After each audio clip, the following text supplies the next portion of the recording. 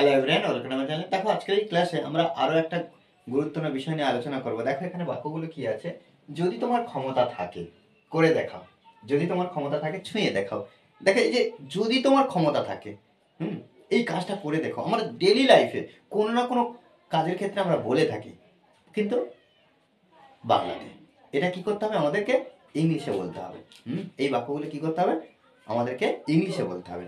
যদি তোমার ক্ষমতা থাকে, যদি তোমার ক্ষমতা থাকে।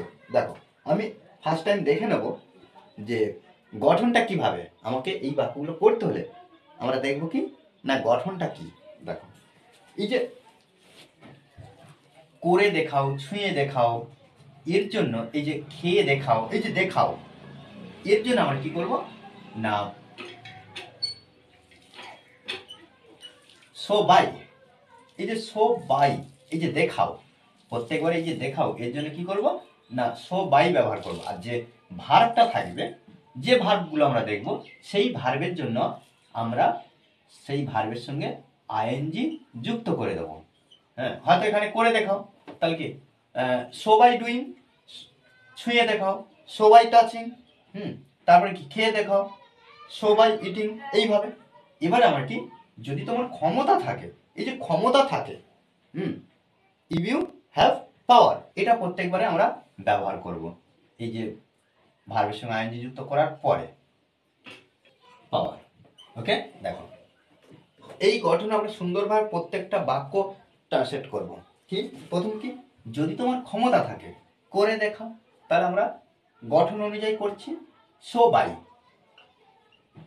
সো বাই, এই যে সবাই কেন ব্যবহার করলাম, এই যে দেখাও, দেখাও কি দেখাও, করে দেখাও, ডুইং, ডিও আইএনজি। ওকে, ডুইং ব্যবহার করলাম ভার্বের সঙ্গে, অর্থাৎ ভি ওয়ান এর সঙ্গে কি করলাম আইএনজি যুক্ত করলাম।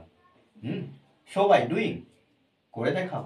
কি করে দেখাবে, যদি তোমার ক্ষমতা থাকে, যদি তোমার ক্ষমতা থাকে, তাহলে এখানে ইফ ইউ হ্যাভ পাওয়ার, এখানে আমরা ইফ ইউ হ্যাভ পাওয়ার প্রত্যেকবারে কিন্তু এই এক্সপ্রেশনটা আমাদেরকে ব্যবহার করতে হবে, যে যদি তোমার ক্ষমতা থাকে, if you have power.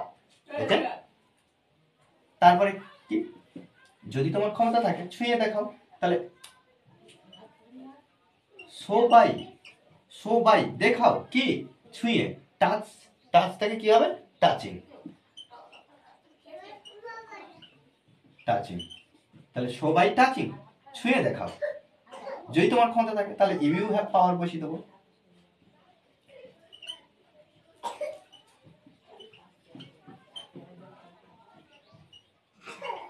Okay, যদি তোমার ক্ষমতা থাকে খেয়ে দেখাও, একইভাবে আমরা কি করব, সো বাই দেখাও, খেয়ে, E A T I N G, eating.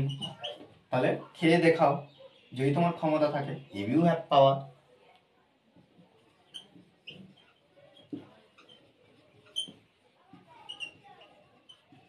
ওকে, যদি তোমার ক্ষমতা থাকে ইংরেজি বলে দেখাও, এই যে দেখাও শো বাই দেখাও, কি